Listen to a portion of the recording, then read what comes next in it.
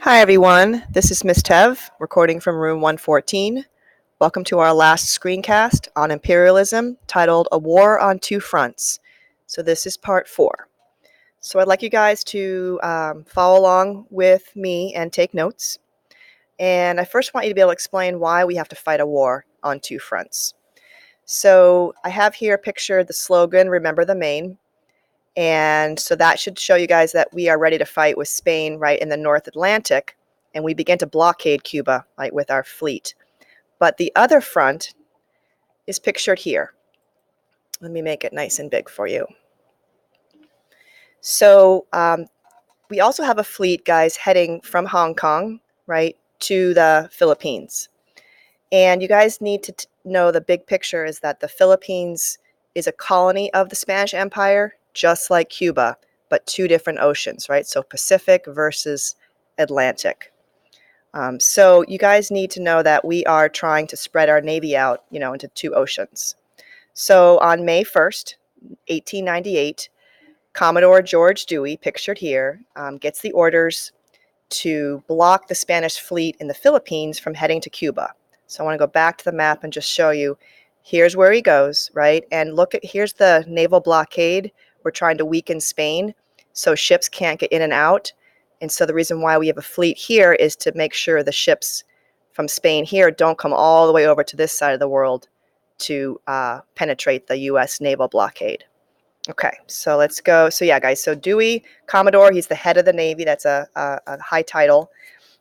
He enters Manila Bay, and with only 4 American warships, he destroys all 8 of Spain's. So it's over very quickly. So that's just the naval battle,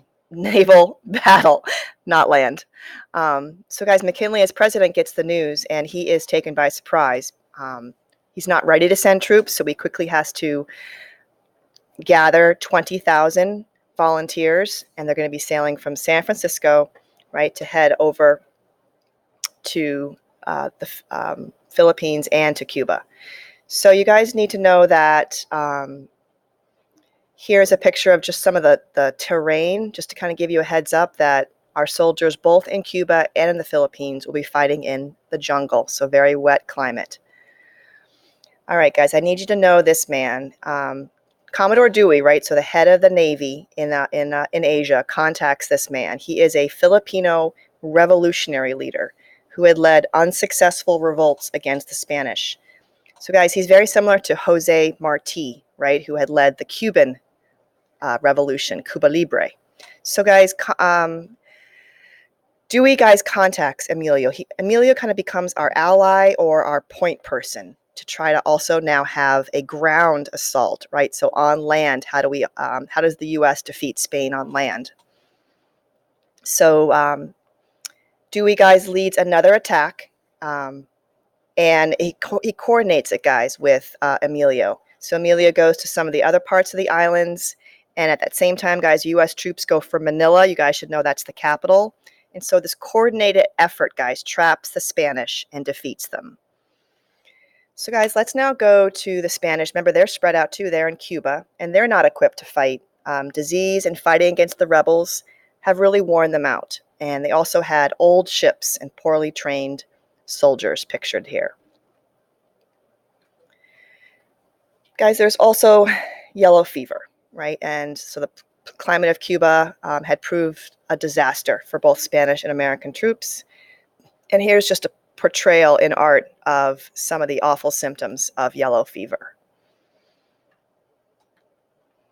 So you guys should know that the U.S. plan, right, is to defeat the Spanish Navy so it would not be able to resupply its troops in Cuba. So pictured here is one of our ships stationed in Tampa, Florida. So guys, camps for the U.S. Were not sanitary. Diseases spread into epidemic proportions. So more soldiers, guys, died from disease than in battle. And here's a pretty gross picture down here. This is canned meat that's sent to the soldiers, and it's spoiled and rotten. So that's what they're eating.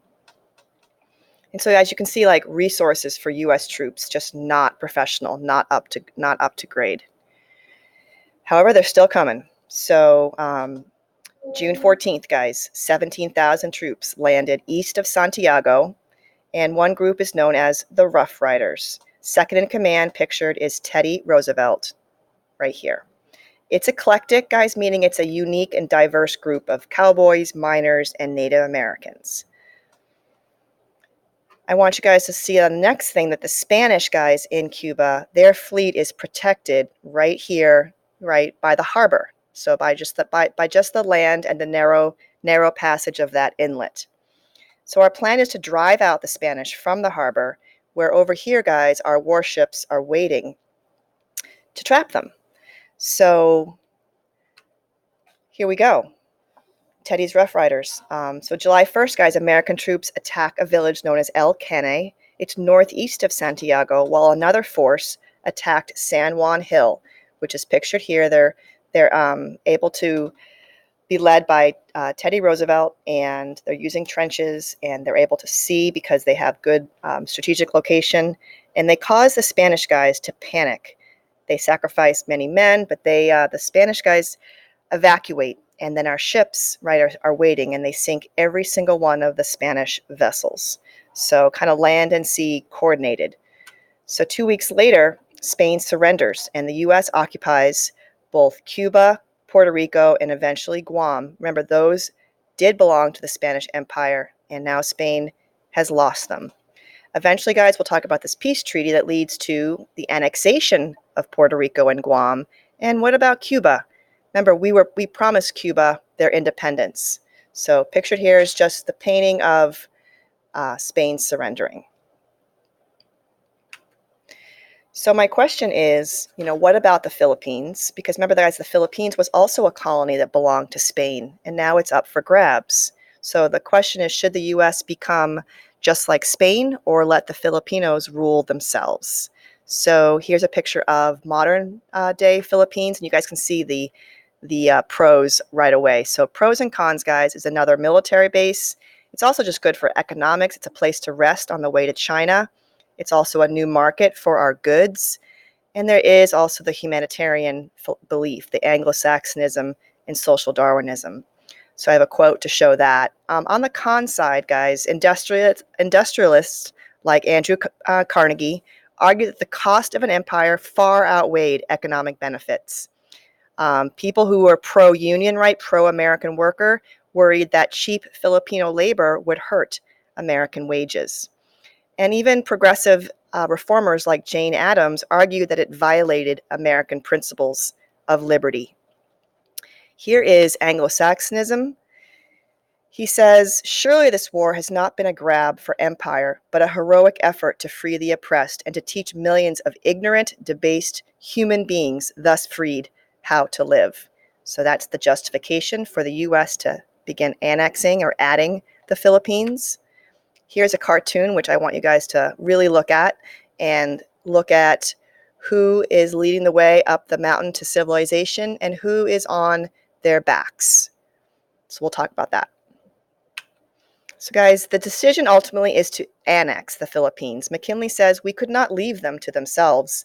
They were unfit for self-government. We had to take them, educate them, uplift and civilize and Christianize them. So guys, that is from one of our primary sources for our DBQ. So this is evidence of social Darwinism and Anglo-Saxonism. All right, guys, so the Treaty of Paris, though, decides all of this in the aftermath of the Spanish-American War. So the U.S., guys, agrees to pay $20 million to the Philippines, and here they are signing over their land. And what about Cuba? So Cuba, guys, was promised independence, but we attached this thing called the Platt Amendment. And guys, it makes Cuba our protectorate, which is not a colony, but it just means everything Cuba does has to be run by America. And that happens, guys, all the way up until 1934. And please check out President McKinley here with the U.S. brand on the back of Cuba. So what about Puerto Rico? Guys, the Foraker Act was passed, part of this Treaty of Paris, and so it allowed people in Puerto Rico to elect their legislature. It also allowed them to have their own Supreme Court, pictured here, but it also said that the governor was to be appointed by the US. So that is not democratic. Puerto Ricans, guys, were not American citizens. They didn't have any constitutional rights. Eventually, guys, they were granted citizenship and their right to elect their own governor. But here's today, guys, the debate continues. Should Puerto Rico become a U.S. state or its own country? So we'll talk about your opinions on that. So it's called today a self-governing Commonwealth of the U.S., just so you guys know. All right, guys, but again, the Philippines. We have a war now with the Philippines because Emilio Aguinaldo, remember he was the rebel leader, he attacks the U.S., calling the decision to annex a violent and aggressive seizure. So guys, you should know the Philippine-American War lasted 3 years and over 100,000 troops were sent.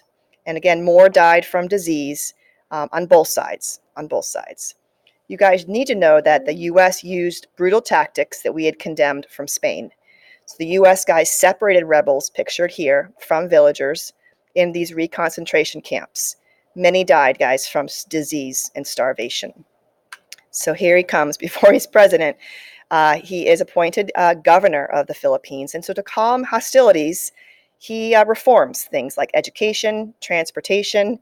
Pictured here, he's modernizing healthcare to eradicate diseases like cholera and smallpox.